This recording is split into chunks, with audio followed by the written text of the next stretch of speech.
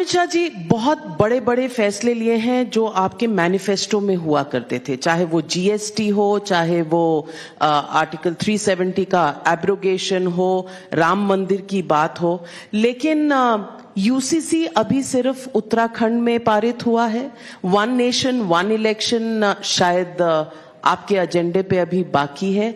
CAA के rules की notification बाकी है। इन मुद्दों पर आप आगे का क्या रास्ता देखते हैं? नहीं, देखिए, यूसीसी भारतीय जनता पार्टी का तो एजेंडा जनसंघ से रहा, इसमें कोई दो राय नहीं। मगर यूसीसी ये संविधान का एजेंडा है। आर्टिकल 44 में संविधान निर्माताओं ने देश के विधानमंडल और संसद को कहा है कि जब भी अनुकूल समय आए इस देश में यूनिफॉर्म सिविल कोड होना चाहिए। इस पर जवाहरलाल नेहरू के स्वयं के दस्तखत है। कांग्रेस भूल गई है। उस वक्त तो हम थे ही नहीं, बने, जन्म ही नहीं हुआ था हमारा पॉलिटिकल जन्म। उस पर मौलाना आजाद, सरदार पटेल, जवाहरलाल नेहरू, राजेंद्र प्रसाद जी, ये सबके दस्तखत है। मगर यूसीसी को आपने एपीसमेंट के कारण भुला दिया। यूसीसी को भारतीय जनता पार्टी ने रिलीजियसली पकड़ कर रखा और उत्तराखंड में इसलिए आया है कि यूसीसी बहुत बड़ा सामाजिक बदलाव का मुद्दा है। यूसीसी का उत्तराखंड का जो कानून आया है, इस पर सोशल बहस भी होनी चाहिए, रिलीजियस ग्रुप की भी बहस होनी चाहिए और लीगल स्क्रूटिनी भी होगी ही होगी। ये सब मिलकर चर्चा के बाद जो मंथन आएगा वो सभी राज्यों की विधानसभाएं अडॉप्ट करेगी, मुझे विश्वास है।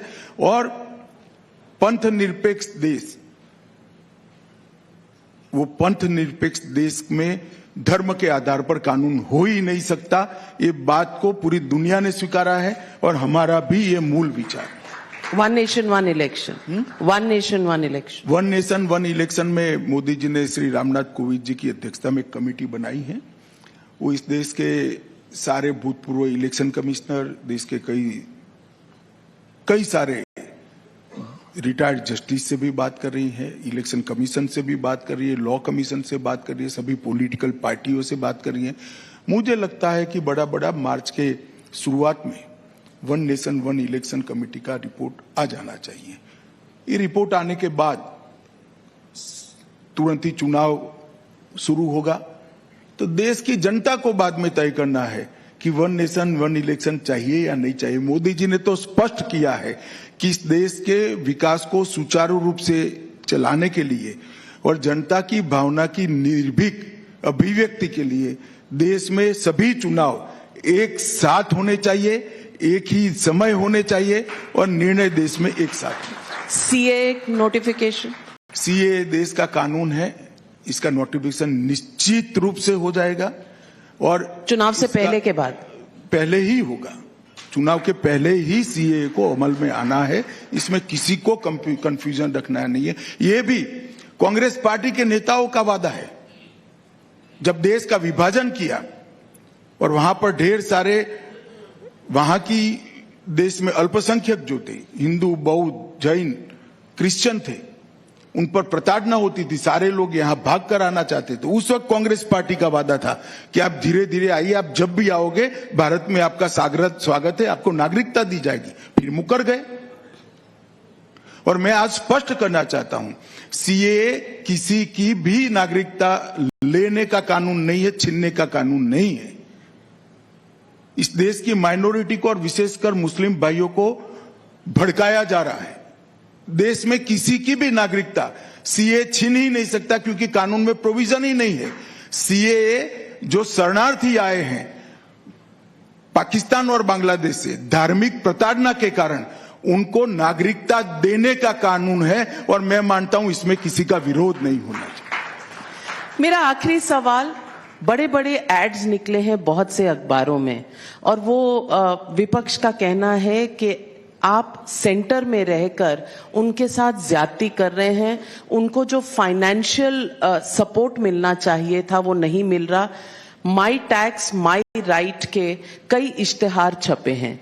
अब विपक्ष को अगर राज्य के दर्जे पर पैसा नहीं मिलेगा सेंटर से, तो क्या ये फेडरलिज्म के खिलाफ है? ऐसा है कि ये व्हाइट पेपर में ही निर्मला जी ने बताया है कांग्रेस सरकार से हमने कितना ज्यादा पैसा हर राज्य को दिया है, विपक्ष नहीं, भाजपा विपक्ष सबको दिया है।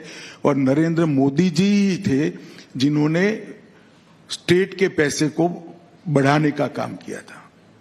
15वें वित्त आयोग में बढ़ाने का काम नरेंद्र मोदी जी ने किया। देश की जनता सब जानती है, मगर आप चुनावी वादे ऐसे करेंगे जिसमें पूरा खजाना लुटा देंगे और फिर तनख्वाह करने का पैसा नहीं मिलेगा, तो वो पैसा भारत सरकार नहीं दे सकती है। सबने अपने बजट को डेवलपमेंट, सोशल वेलफेयर की एक बैलेंस थ्योरी से चलाना चाहिए, जो भारत सरकार कर रही है।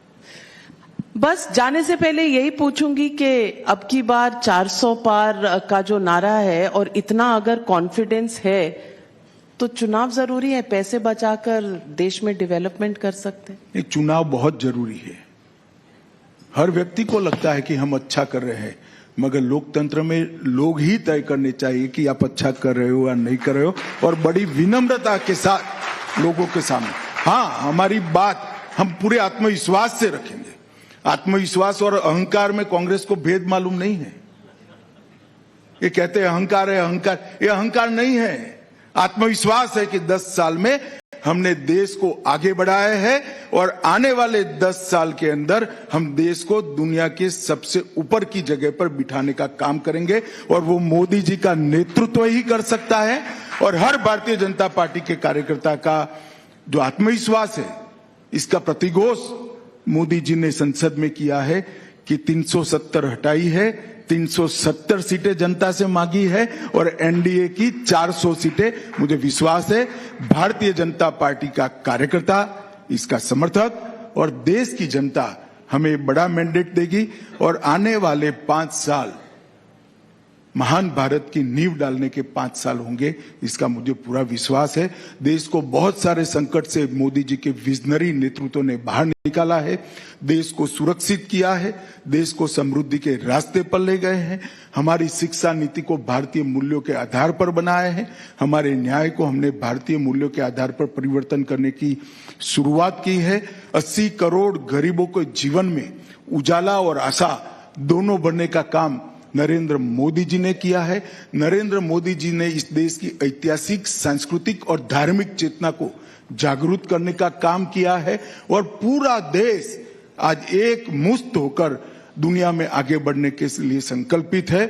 आजादी के अमृत महोत्सव के वर्ष में मोदी जी ने जो विकसित भारत का लक्ष्य देश के सामने रखा है, मुझे विश्वास है आने वाली पीढ़ी भी इस रास्ते पे जाएगी, देश भी इस रास्ते पे जाएगा, और मोदी जी का ये संकल्प निश्चित रूप से समय से पहले पूरा होगा, इसका मुझे विश्वास है।